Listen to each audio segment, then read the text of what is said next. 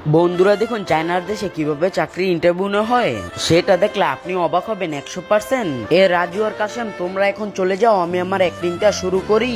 আরে ওয়াও, এই অফিসটা তো অনেক সুন্দর মনে হয়। এই যে এখান দিয়ে যেই যাইতেছেন না কেন, একটু আমার টাকাগুলো তুলে দেন। তারপর এই মেয়েটি অনেকগুলো টাকা তুলে নেয়। তোলা হয়ে গেলে মেয়েটি টাকাগুলো নিয়ে চলে যায়। আজকে তো অনেক ভালোভাবে ইন্টারভিউটা দিতে হবে।